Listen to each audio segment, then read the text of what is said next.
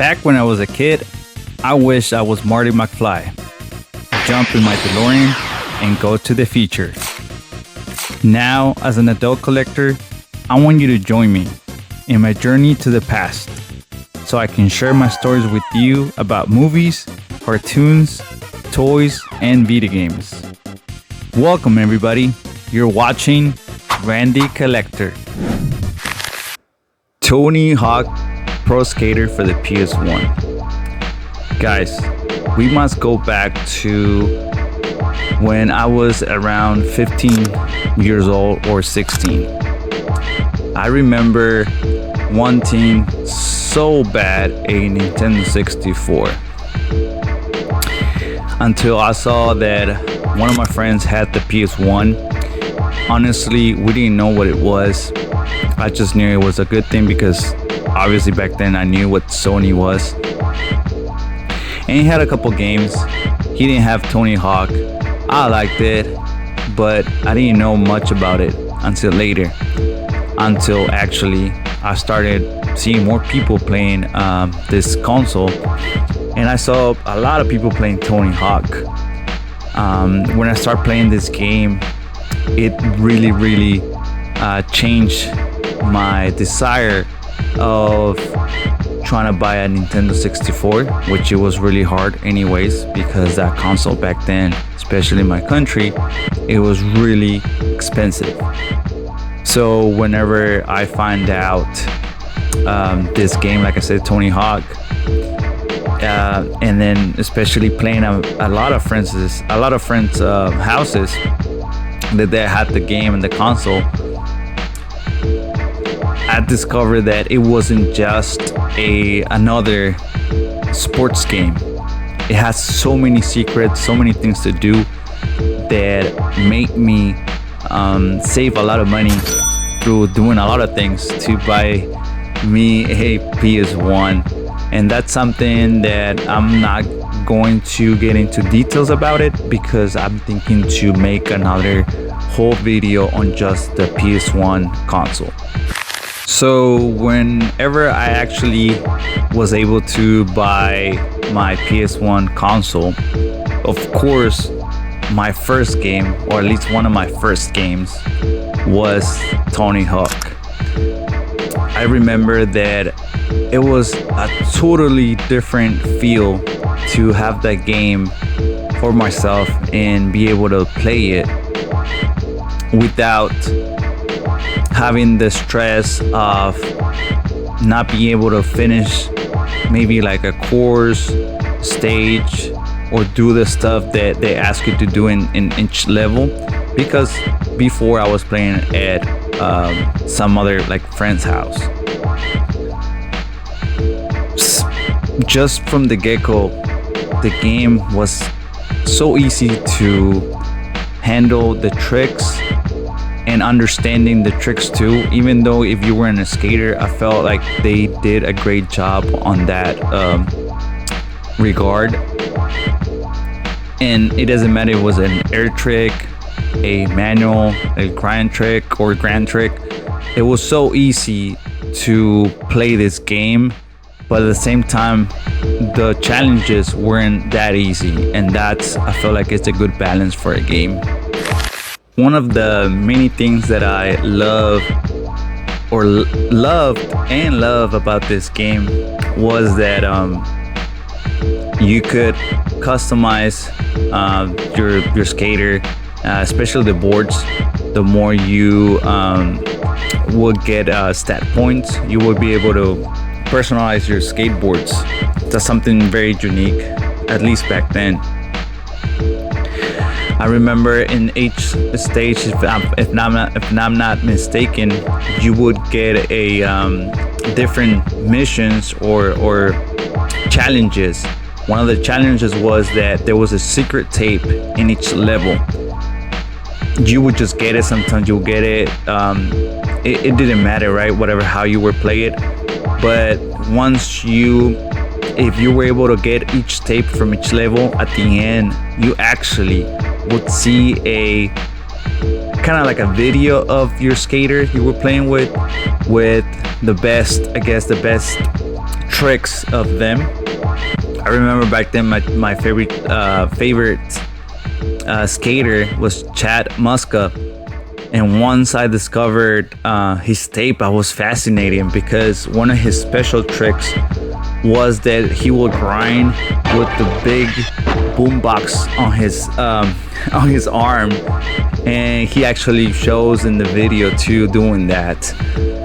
So once I discovered that you can unlock all these videos, I went crazy and trying to get all the tapes for all the skaters, and that's something that added a lot more to the game, because it gives you a lot of worth for your money.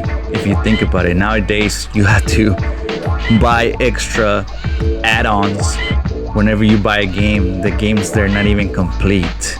That's why I love old video games or retro video games. Another player from that roster, it was Rodney Mullen. He was amazing too. It was, oh my gosh, it was fascinating, and that's something that I discovered with this game, my love for skateboarding, and obviously got my journey into try at least to become a skateboarder. Another thing about this game was the soundtrack. Unfortunately, I cannot put any music or from the soundtrack because I will get copyright. Not even if I put 2 seconds, they copyright it. But if you play this game, you know what I'm talking about. If you haven't, I would recommend, if you go to YouTube, just put Tony Hawk Pro Skater 1 soundtrack, and it's amazing. I remember that I discovered a lot of rock bands from that game, and some of them that I knew too, some new songs. Honestly, not just the soundtrack, it was good, but also the little sound effects or little noises in the background whenever you're trying to choose your skater. This game was really, you can tell that they took their time, this game, to make it with love and appreciation, even though years later I found out by other skaters that they weren't such fans of this game. So like I was saying before, about the skaters telling me they weren't fans of this game, we have to move forward the story a couple years after, when I was already here and I was already skateboarding. So a bunch of skateboarders will tell me that they didn't like this game due to that it didn't feel real or being realistic to the actual sport/hobby. And to me, that's what it makes it fun, in my opinion. And don't get me wrong, right? If you practice a sport and you're a gamer too, you probably would like something more faithful to the sport, correct? But to me, like I said before, I would rather play something more wacky and fun than something so realistically, right? Especially because it will appeal to more people and not just niche market.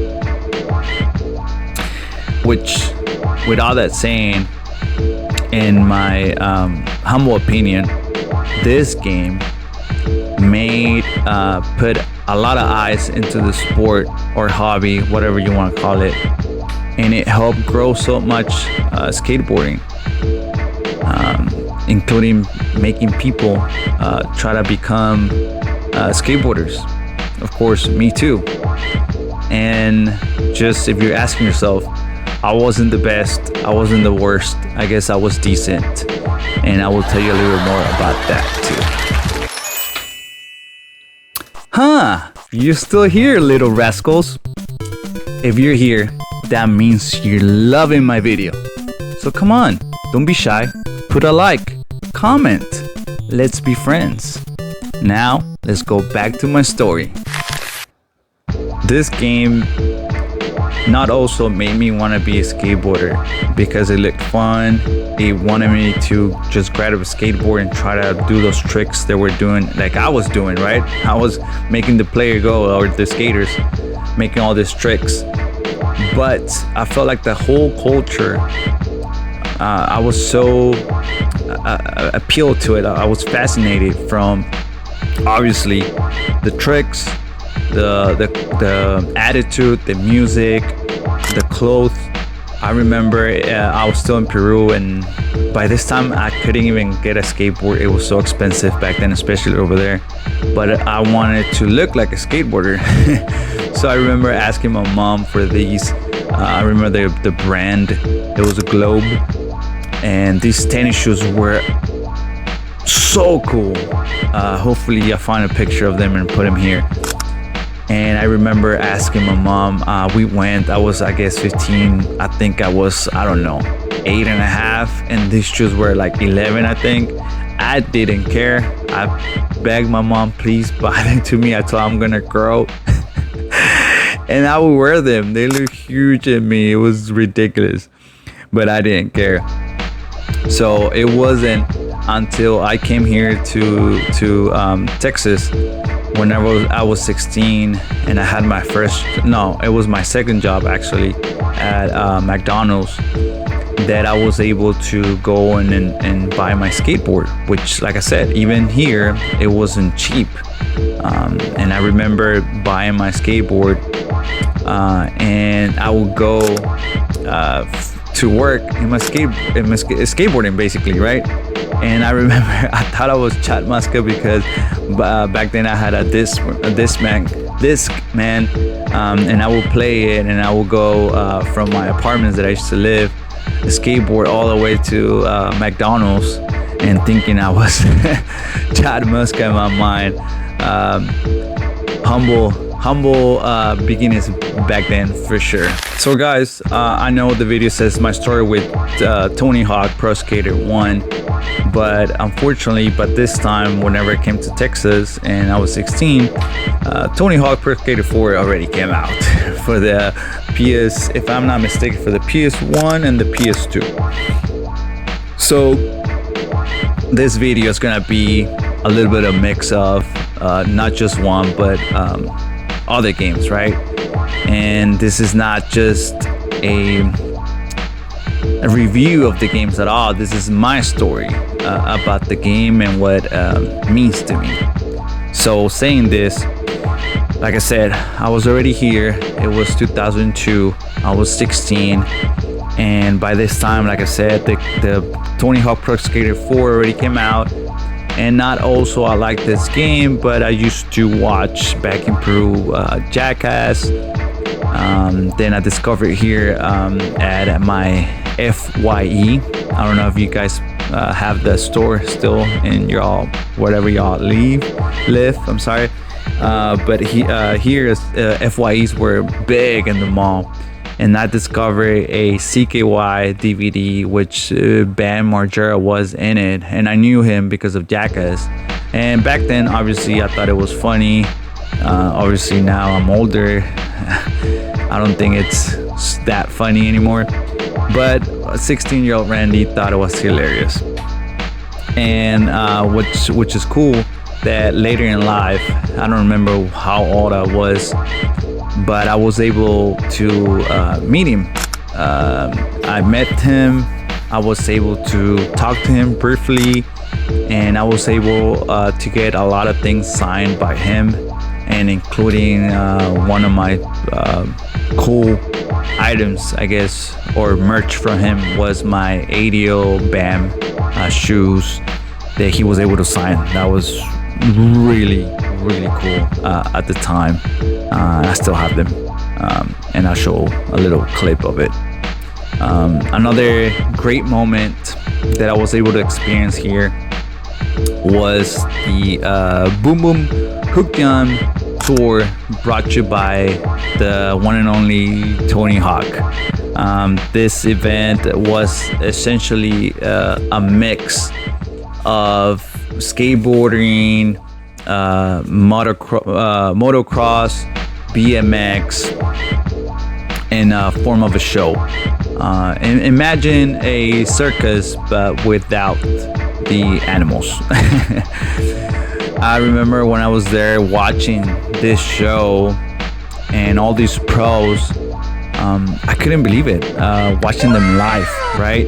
Something that I would just I could experience back then only watching on the X Games or just on TV or the game.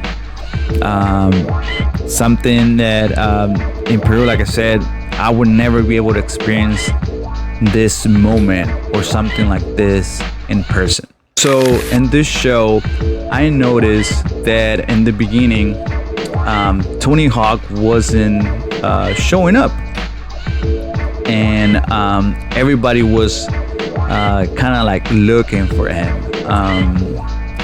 So I was just looking around, thinking what's going on, and on my left, I remember seeing I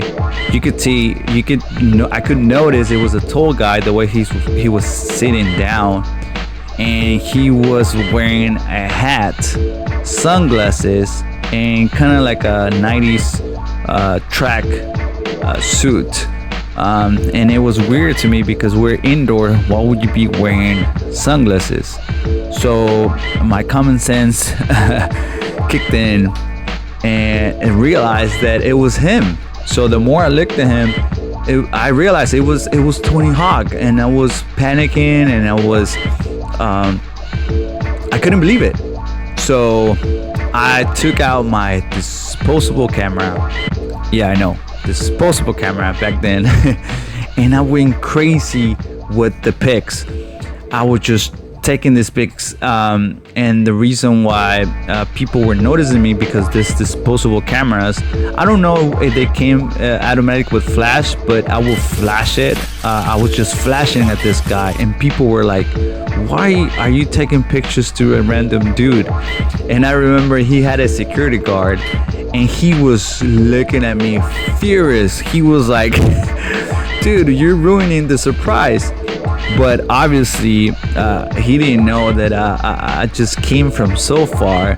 He didn't know my love for the game, my love for the sport, and that I never thought this was gonna happen to me, and it was happening to me. Good thing I have proof of all this, because I think that if I would tell this story to anybody, there's no way they were going to believe me. Another skater I was able to take a picture of was Bucky Lasek.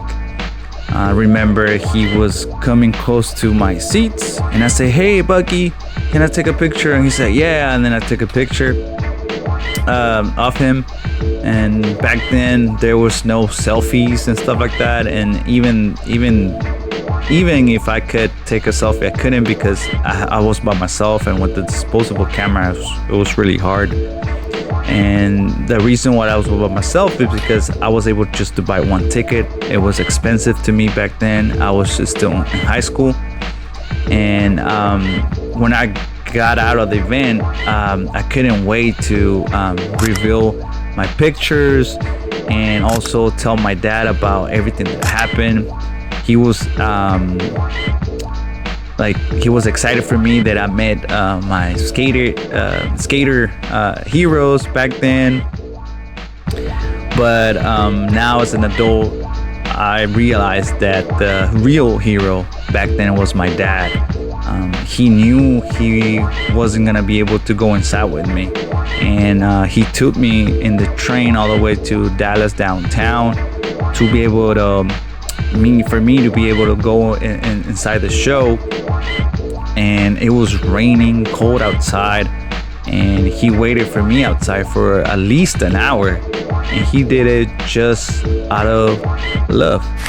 Guys, it's been at least 10 or more years that I have a relationship with Jesus Christ, and I'm thankful that he was able to open my eyes in humbleness, so I can stop judging my parents and thinking that they're perfect beings, but more to see everything they did for me and in this story specifically, my dad.